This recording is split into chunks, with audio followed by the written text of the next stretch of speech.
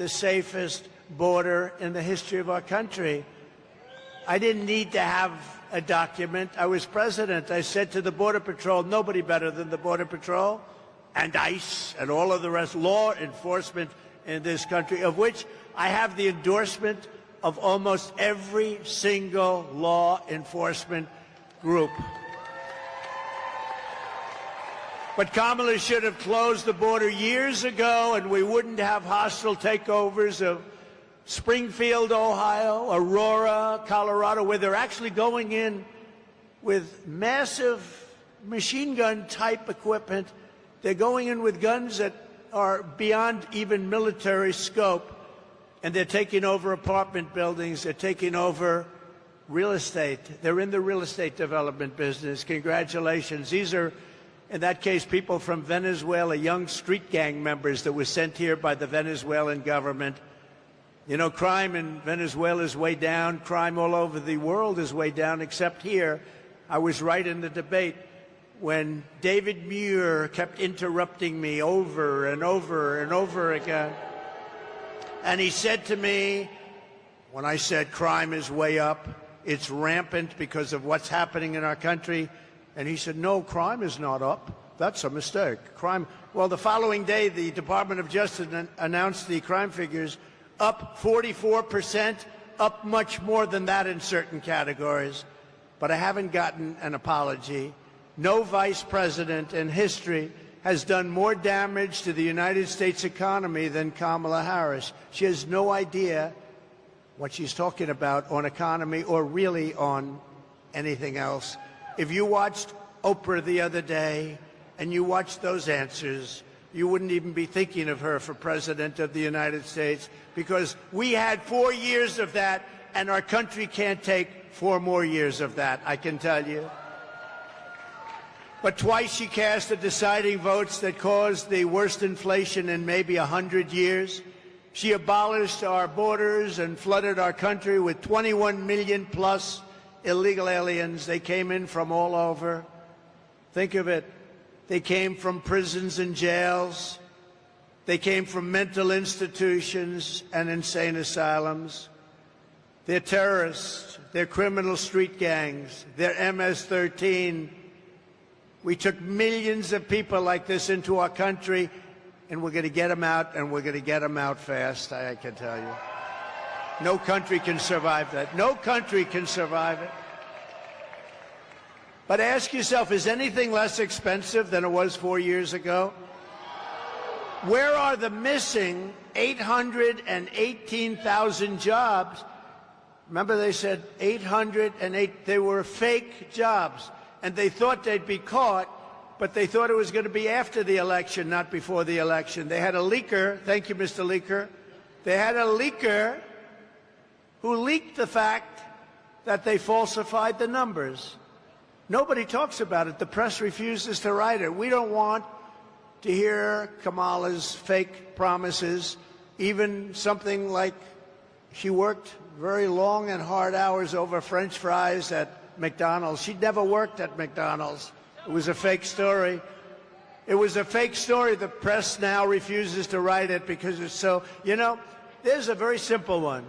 She said she worked at McDonald's and she didn't. Not highly sophisticated, not complicated. It was a lie. She never worked at McDonald's over the hot French fries. I think I'm going to a McDonald's in 2 weeks, actually, and I'm going to work the French fries because I will have worked longer and harder at McDonald's than she did if I do that even for half an hour. So we want to hear an apology for all of the jobs and all of the lives that she's destroyed. Think of it. They created 818,000 fake jobs so that the job numbers would look better. But they got caught before the election. They were going to announce it after the election that it was a mistake. It wasn't a mistake. It was fraud. And the Attorney General should look into it because nobody's ever had that kind of a mistake before in this country. 800, almost 1 million jobs, a mistake. But she got caught. So I just, sometimes these whistleblowers and leakers are okay with me. Kamala Harris is a one-woman economic wrecking ball. And this November, the people of North Carolina are going to tell her we've had enough. We can't take it anymore. Kamala Harris, you're fired. Get out. You're fired. You did a lousy job as vice president. Look, Joe is the worst president in the history of our country. Jimmy Carter is the happiest man because the Carter administration, by comparison, was totally brilliant. And Kamala is considered, and if you go back 7 weeks, was considered the worst vice president in the history of our country. Now she wants to be president. We can't let it happen. And she's a Marxist. We're not ready for a Marxist president, and we never will be. North Carolina was once the beating heart of American manufacturing. I know it very well. I was here many times to buy furniture for buildings. I'd come and I'd look, and there was nobody like the craftsmen of North Carolina. It was filled with companies like this one and known everywhere for its incredible craftsmanship and skill. I know from personal experience, though, that I was a big buyer. I bought a lot of things here. That there was no place for furniture in particular like North Carolina. You were the furniture capital of the world, but now so much of that business has been stolen from you, and it's made in China and other places. And by the way, it's not as good. The quality is nowhere near. You made furniture. You bought a chair. It was good for 30 years.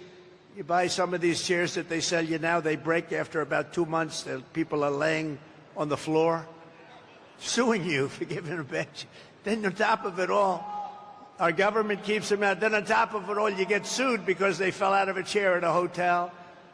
Boy, oh boy, you made the best product. You made the best furniture. After the twin betrayals of NAFTA, which I ended, and China's entry into the WTO, World Trade, North Carolina lost over 300,000 manufacturing jobs quickly, including 60% of its furniture manufacturing jobs, and that number was going up until I came along. No one in Washington ever cared until me. In 4 short years, I ended NAFTA, the worst trade deal ever made, and replaced it with the USMCA, considered the best trade deal ever made, kept you in business. And I stood up to China like never before, including by imposing a 22% tariff on all Chinese furniture imports, saving the North Carolina furniture industry, what was left of it, because when I got there, you were in bad shape. But I saved the rest of the industry from total obliteration, just like Glenn said here. This building was an empty hoaxer until you put tariffs on, and now it's thriving. And a lot of people working here. It's a beautiful, beautiful site, beautiful place, great-looking product. Almost overnight, we reduced Chinese furniture imports by 25%. And I just want to say